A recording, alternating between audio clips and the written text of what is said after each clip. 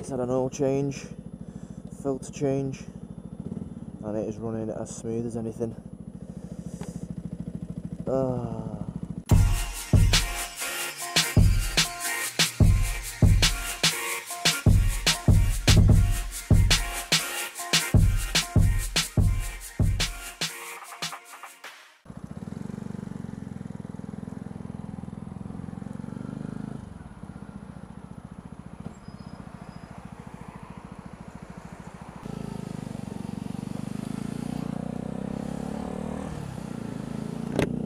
Oh,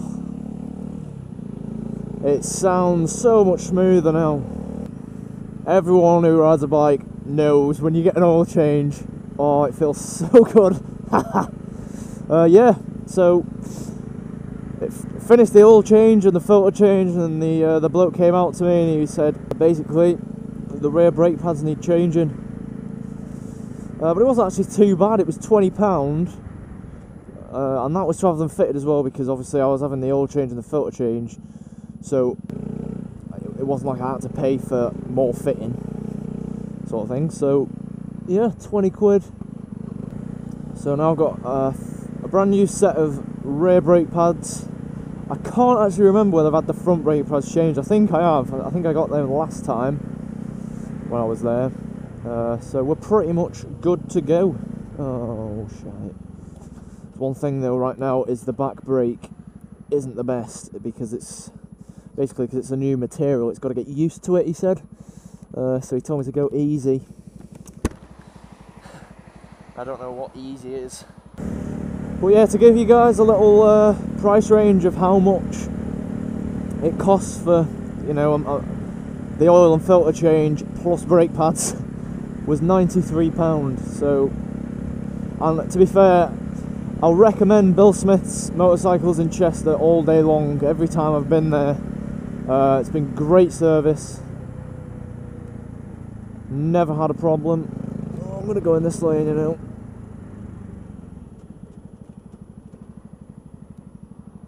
Yeah, I've never had a problem. They've always been happy chaps. No sarcasm there, actually. They've always been really nice. If you need to know something, they'll tell you. So yeah, I fully recommend Bill Smith's. I really just need this weather to warm up now so I can get off and go and smash the roads in Wales. And do the good old riding. Oh, I missed it so much. But I've just phoned my dad to tell him I'm on my way, and he's just let me know that it's starting to rain/sleet at home.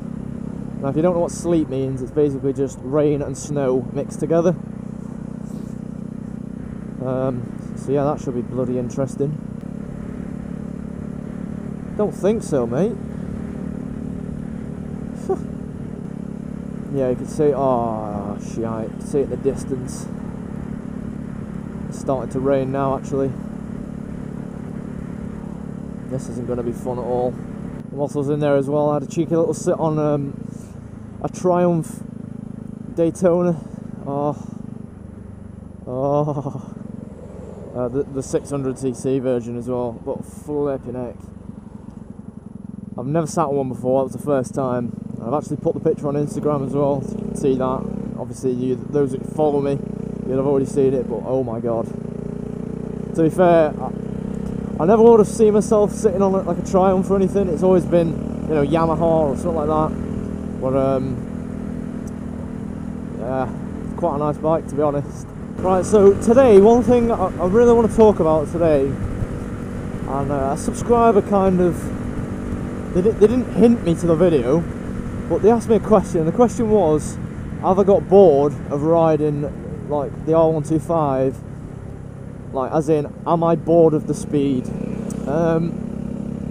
Now, one thing I want to talk about is, I think with any bike or car, no matter what you're driving or riding or whatever, if you ride or drive flat out all the time, right? Now obviously I know for a fact you can't, but say you do, right? So say for instance, like my bike here, my bike will top end at 84 miles per hour, okay? So say I rode everywhere, full throttle, to the full RPM through every gear all the time, and then just sat at 84 miles per hour, right? If you do that every single day, no matter what you're on, you're gonna get bored eventually. You'll get used to the speed and you'll get bored of the speed, okay?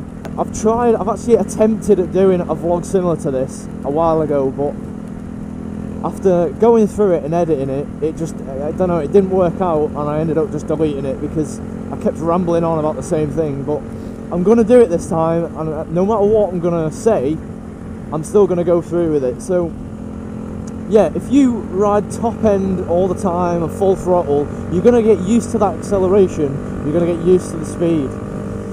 Now I see a lot of people who sort of don't really like sport bikes, and they're like, oh yeah, you get a sport bike, you're just going to ride it all the time, full throttle. And people that do that, I really don't get it. You know, like with my bike, I'll never really get bored of the speed because I don't ride my bike flat out all the time. I don't ride full throttle all the time. Like today, I don't think I've gone full throttle maybe 3 times, 4 times, and that's a 125.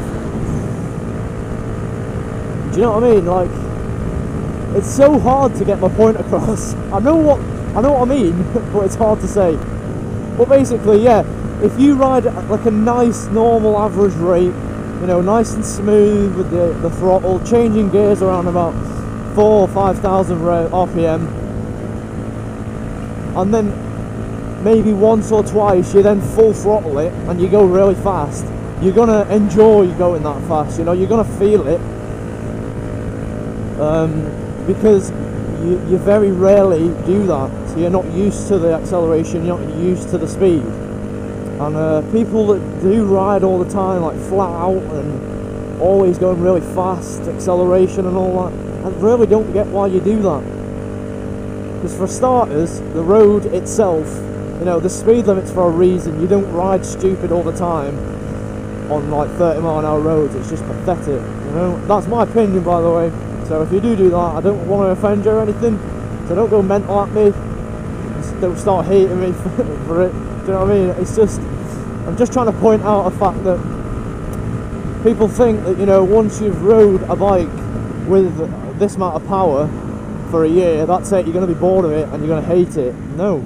If you just ride it normal at nice average speeds, and then once in a while you just bomb it, then you're going to enjoy it because you're not used to riding at that speed, or you're not used to using that much power. And I suppose a good example of it is, let's say for instance, let's say for instance, I got this bike. In fact, no, I'm not going to use this. Let's use an R6, okay? So an R6, what, top end around about between 160 and 180. I don't know. I really don't know, but let's just say 160, 180, right?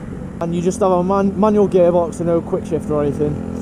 So you've been used to that, you've had that for a year, alright? So fair enough, you're used to the gears situation. Then you get a quick shifter. You're gonna notice a difference, aren't you, with the quick shifter? You're gonna know that you get into, say, 0 to 60 quicker because you're not pulling the clutch in and back out and whatnot. So therefore, you notice that difference because you've not been used to having that quick shifter. It's the same with an exhaust as well. Like with my exhaust, I had my stock exhaust for about a year and 3 months maybe.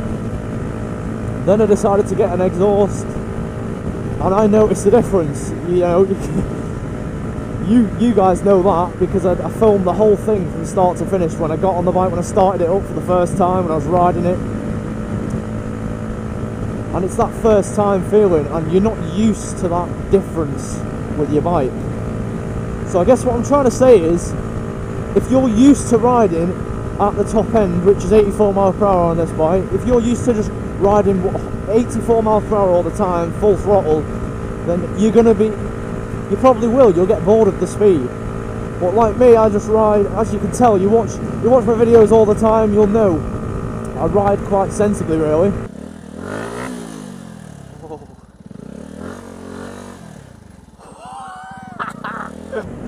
But yeah, I like to sort of just ride, change gears at early revs, and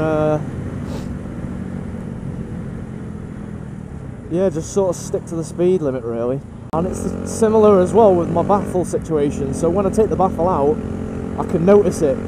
You know, it sounds a lot different, even when you're just going through the revs. I know it's a louder bike with the baffle out, but it also sounds different as well.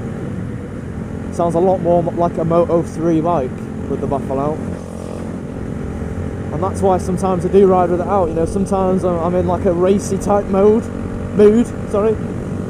And you know, I'm in the mood for noise and power and whatnot. So yeah, I'll probably take the baffle out, I'll have my leathers on, and I'll be using full throttle, going around corners quite quick, getting low, you know what I mean? Some days, like today, I just feel like going for a cruise. So the baffle's in, I'm using hardly any power whatsoever with the throttle, and I'm changing gears quite low, and it's just one of them. So yeah, to answer your question, my honest opinion on am I bored of this bike? Am I? Hell, I'm not bored of this bike at all. Or the power at least. I'm not bored of the power, so that's the question. I don't think you can get bored of the bike. If you like a bike so much and you buy it, you're not going to get bored of it, I don't think, anyway. I know for a fact, actually, riding with Tom was talking about the fact that when he had his BMW S1000RR, when he was then going from that and test riding other bikes, he wasn't finding them boring, but he was used to the power, so he couldn't exactly say, wow, this is quick. Now with the BMW, yes, it's going to be hard, because even I'd say 10% throttle, it's a lot of power, isn't it? Let's face it. I suppose that's one disadvantage to owning one of the most powerful bikes you can buy on the market, I suppose, is the fact that once you've rode that, there's not much more that will make you sort of go, oh my god, you know what I mean? I'm still waiting for my day for the first time on an R6, I swear to god, or even just a 600 really, but I'd like my first moment on a 600cc to be on an R6. But to be honest, I'll do anything, supermoto, anything on a 600cc. Just to get that feeling sort of thing. But it's something that I've wanted to sort of speak about. Like I said, I've attempted to do this vlog once before, and I just ended up rambling on about the same thing, and I was sat there editing it, thinking, bloody hell, Ryan, this is boring. But yeah, let me know what your opinion is on that. I don't really know what the title of this video is going to be, to be honest. But it's just all about using speed wisely, using all that power wisely. You know, on roads like this, do you seriously need to use all like 100+ brake horsepower? No, of course you, well, to be honest, on these type of roads, yes. But you know what I mean, on like a cruise and stuff like that, you just don't need to use all the power all the time. It's nice to have it there. It's nice to know that you have all that much power. But do you need to use it all the time? No, not at all. So yeah guys, I hope you found it interesting. I'm guessing if you didn't, you're probably not going to be listening to this right now, because you'll have left the video already. But yeah, if you're still there, thanks for watching. And until next time, I'll catch you in the next vlog. Cheers guys.